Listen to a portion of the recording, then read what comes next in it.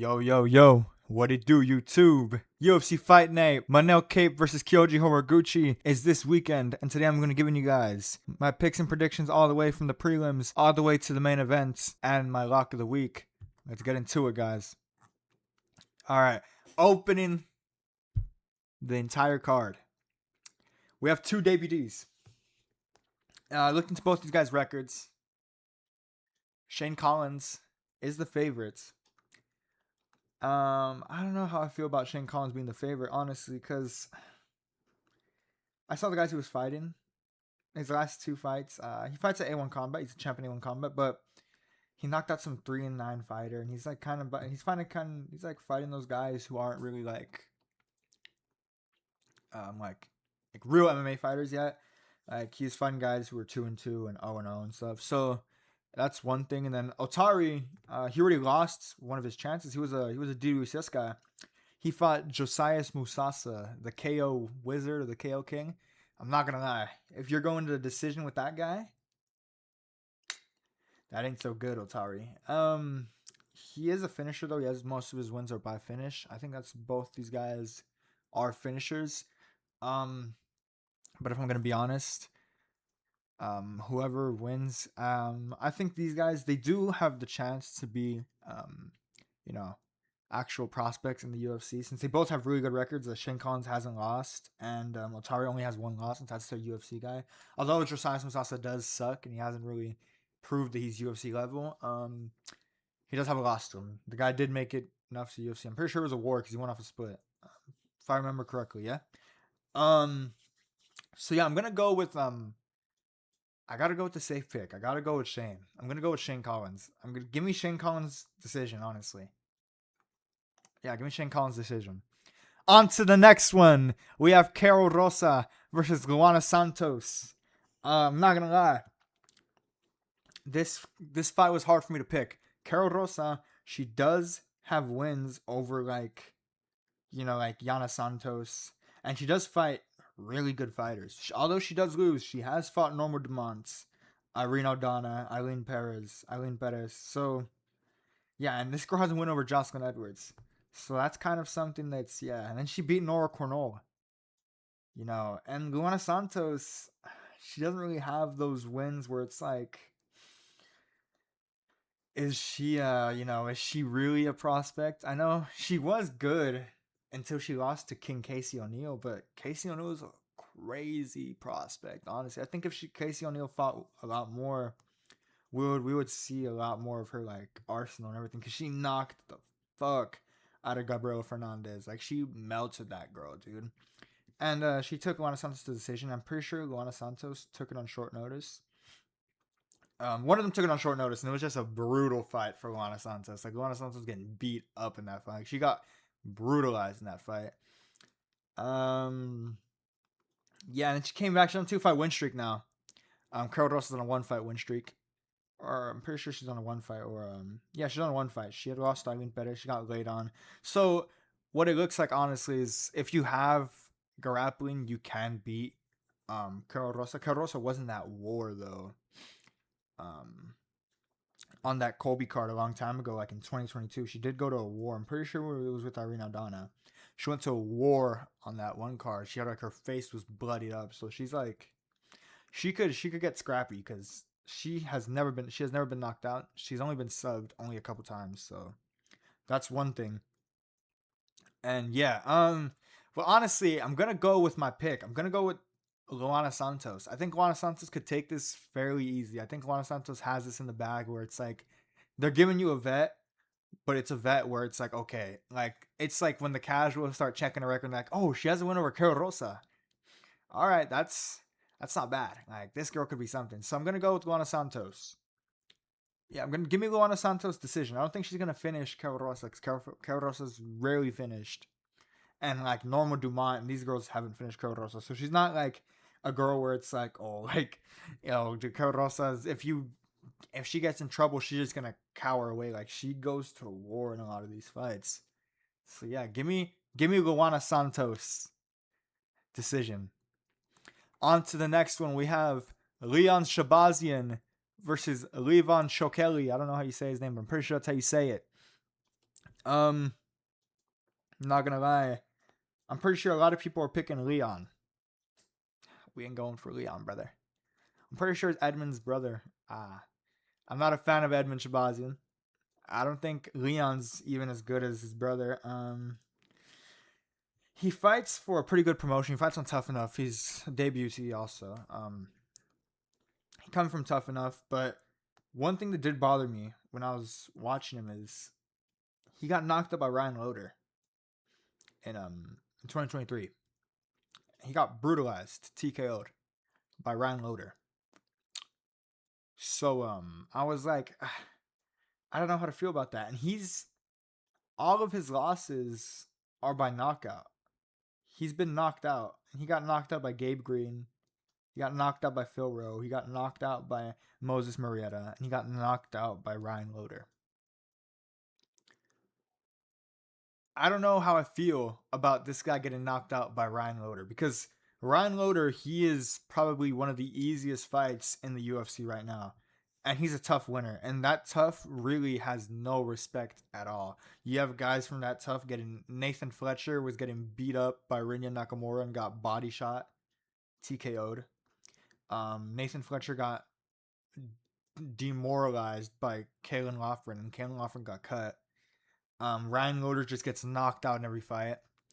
And then you have this guy, the Frog, so the legend, Myron Santos. So Myron Santos, he's knocking these guys out, but he's kind of one of those guys where it's like, you put him on the card and they say, oh my fucking gosh, the fact this guy's fighting is hilarious. Myron Santos is a G though.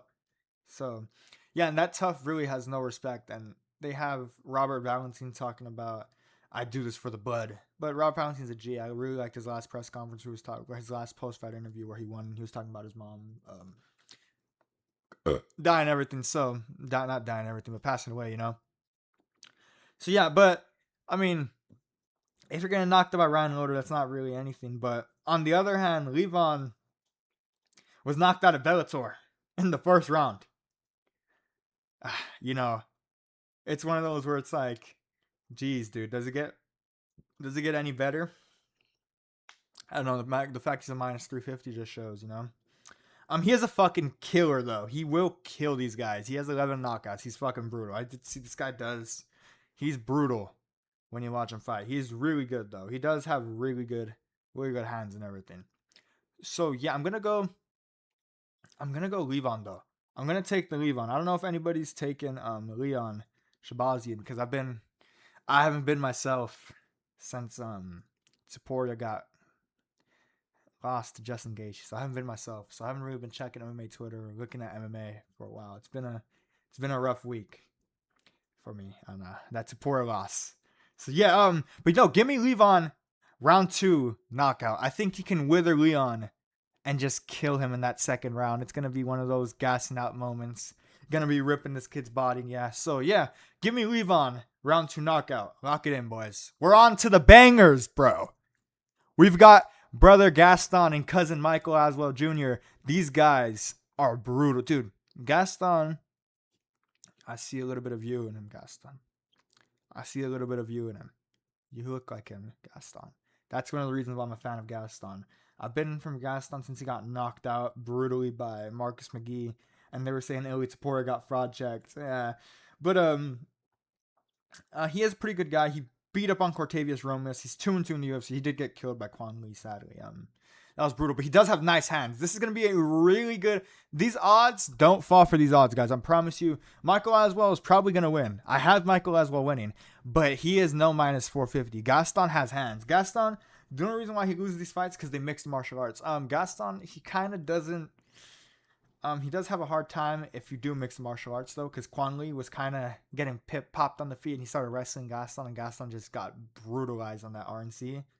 And Marcus McGee was fucking him up with those kicks. Like, dude, those kicks were brutal. Brutal. They were killing him. But yeah, I do think Gaston is going to pull up a fight. I don't think if you bet him getting finished in the first round, I don't know. You might not be watching MMA correctly with your eyes. But yeah, and then both these fighters are coming off losses.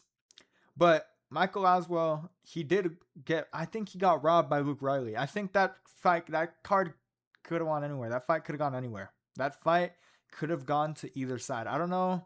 I'm pretty sure the judges had it 30-27, but I mean, Luke Riley was getting withered brutally in that fight. So I don't know what the. I mean, they did fight in England, so they kind of were biased towards him, I guess, towards Luke. But um, Michael Oswald is 1-2 in the UFC, but he did fight Bolagiocki, and he was the first fighter to wear the UFC debut patch. But I do feel like he beat Bolagiocki. I know they were glazing him in that fight too. They were glazing Bolagiocki in that fight too. But I don't know. I wasn't really like impressed by Balaji or Luke Riley's performance when they fought this guy. And to say Gaston is gonna win, it would kind of be like, oh, like, are we really gonna say Gaston's gonna beat Michael Oswald? Because it is possible. Gaston. He can stand, but if Michael Oswald decides he wants to mix the martial arts, he can end up beating Gaston. I think he can beat him on the feet, anyways, because Michael Oswald has really slick boxing. Like he was going up there with Luke Riley, and it wasn't that. Luke Riley even said himself it was not that easy. So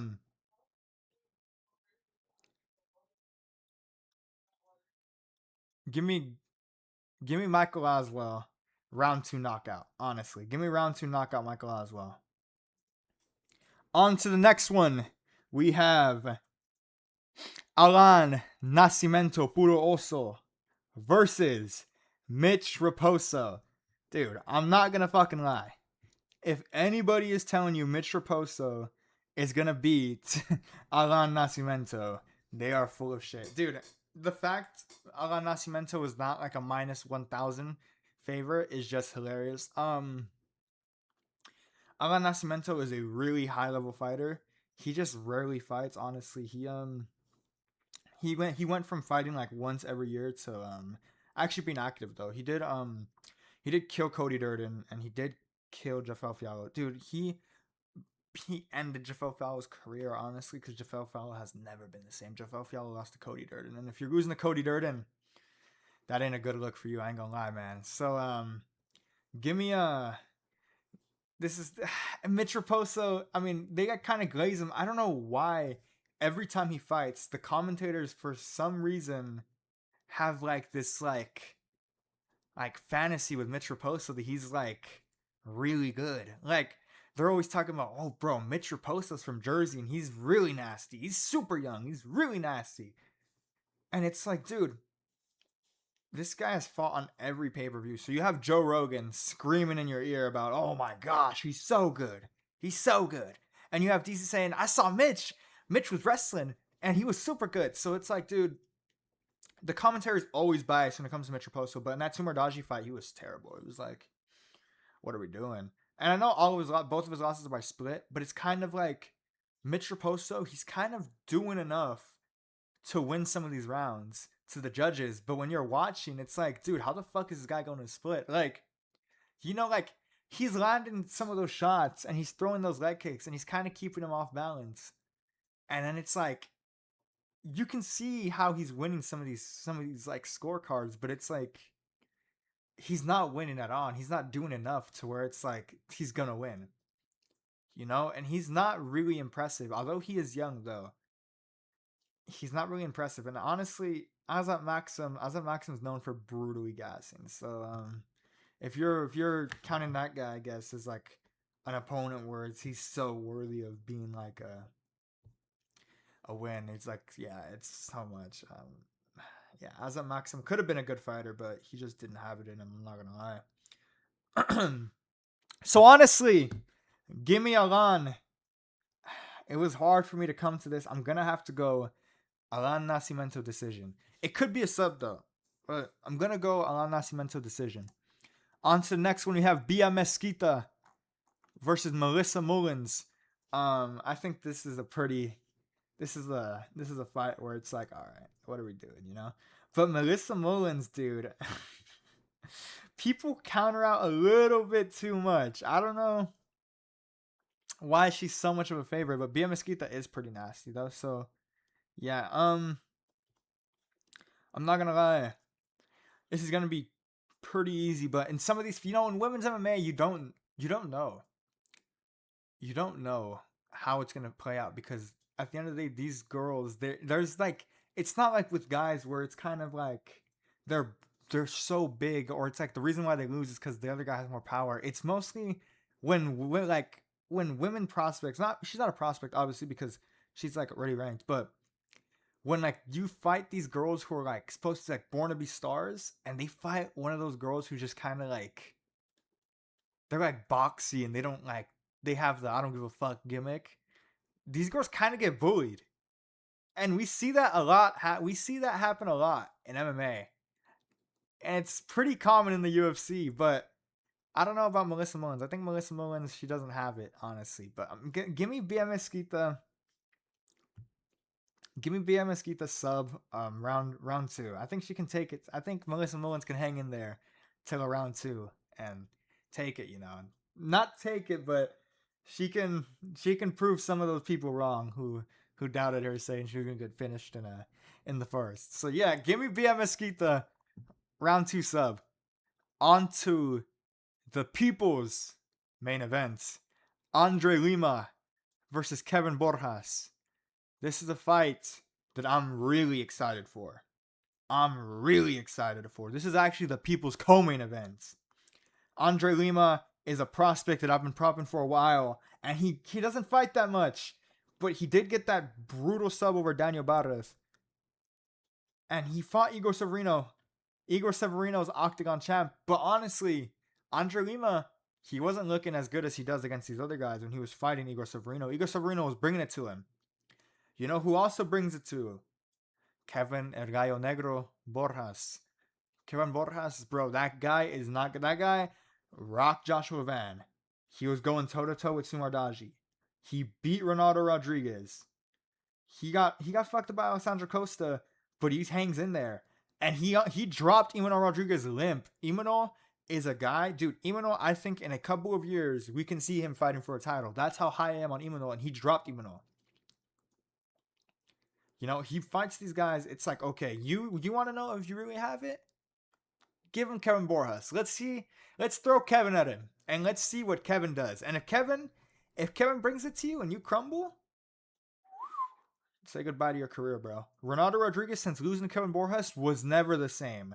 He was never the same. He hasn't fought since. This guy's career, bro, this guy had like 1 million followers on Instagram. After he lost to Kevin Borjas took everything he worked for. Nobody cares about Lazy Boy anymore. That guy is gone. Went sprinting. He's gone. Andre Lima, on the other hand, though.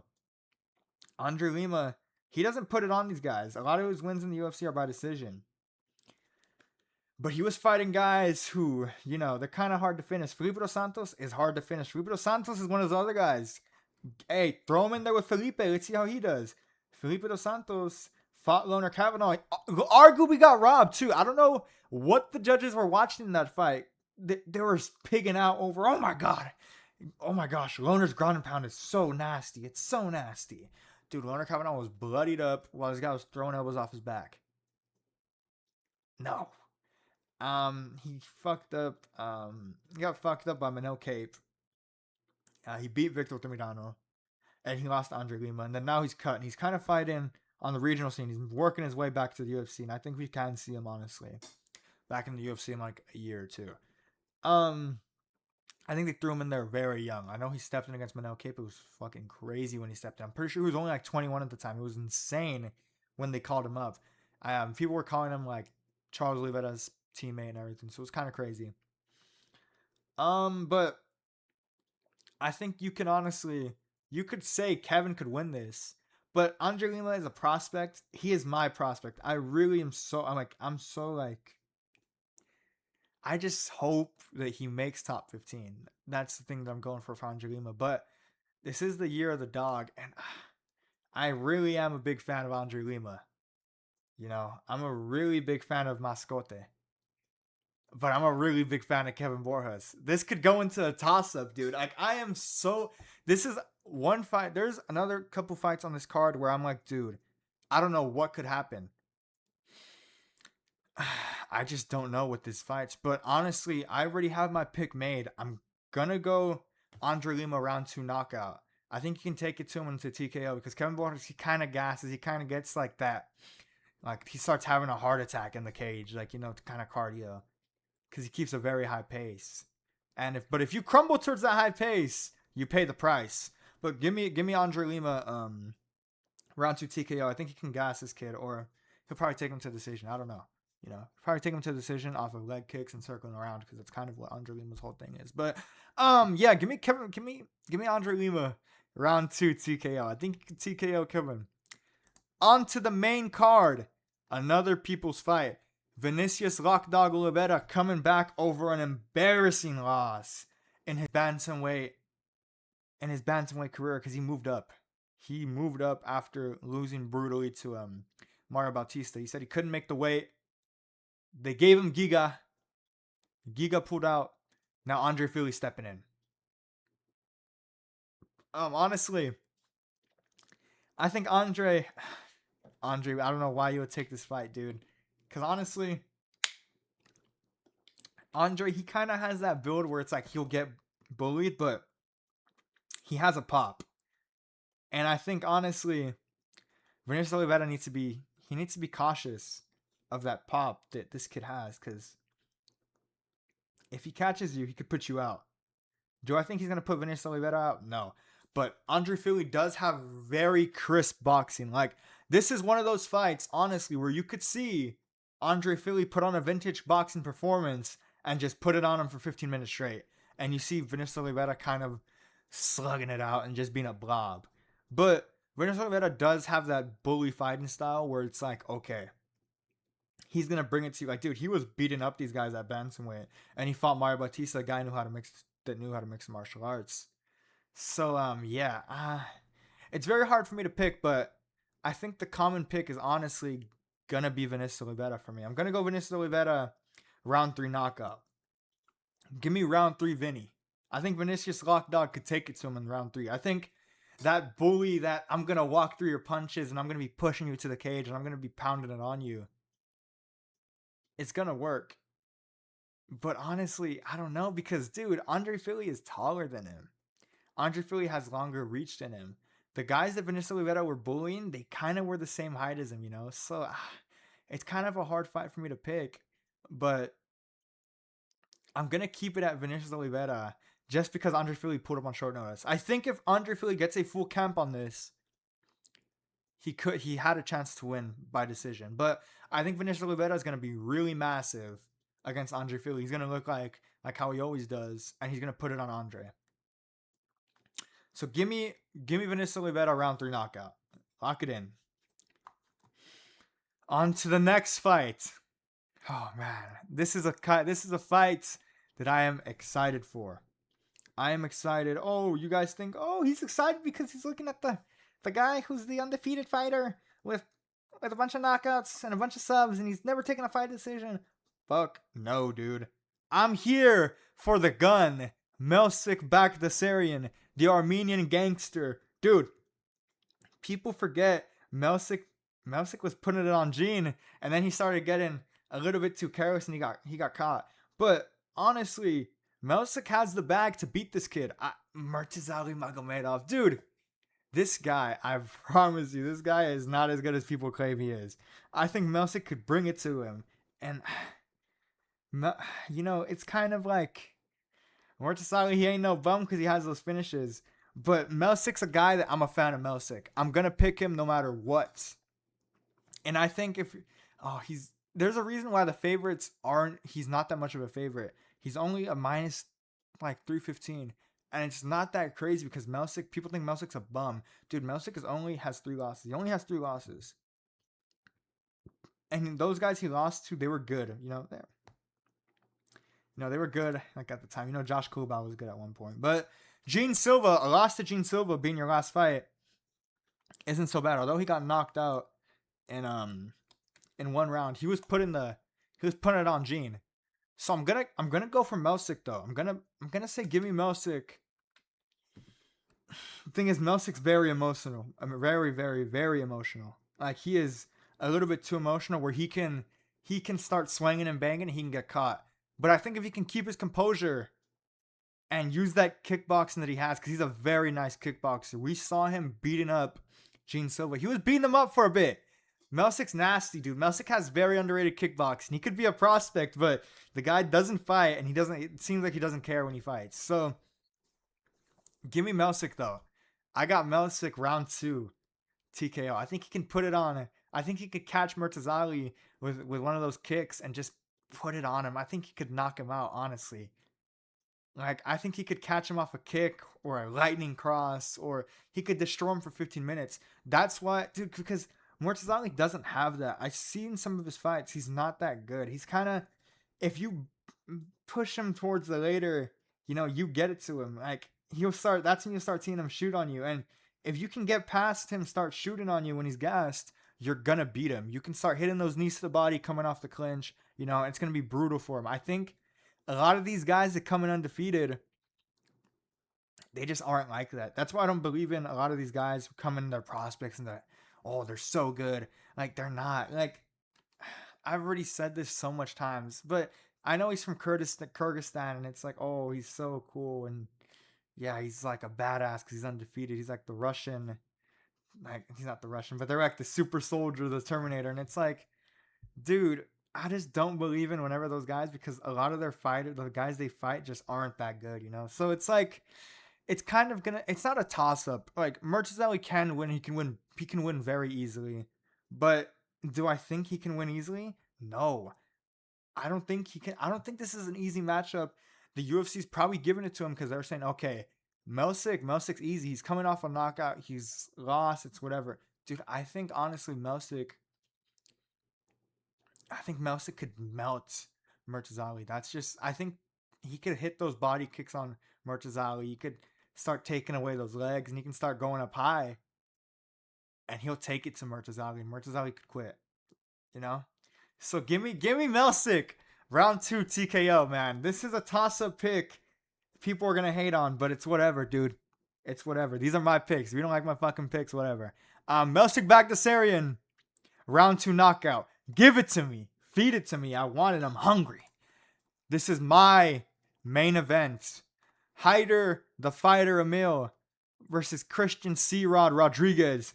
Dude, I love both these guys. These guys are some of my favorite warriors. These guys aren't prelim warriors. They are warriors. C-Rod arguably got robbed by Melk. He arguably got robbed by Andre Fili.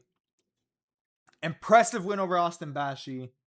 Brutalized Isaac Dogarian. He was losing the first round. He got a 10-8, and he made Isaac gas. Isaac was never the same since that. He beat Cameron Simon, and he beat Raul Rosas. He bullies these guys. You know who else bullies these guys? Hyder the fighter. This is going to be a bully meets bully. American bully versus Filipino bully. Hyder Mill is coming off 2 straight losses, which sucks. Because, dude, I was so high on him. I saw his WCS fight since the beginning, and I remember when his coaches told Dana, give him another chance. Sign him, and I promise you, we'll impress you. We'll impress you in our next fight. They signed him, and he gets a brutal knockout. He gets 2 brutal knockouts, and then he beats Willem Gomi.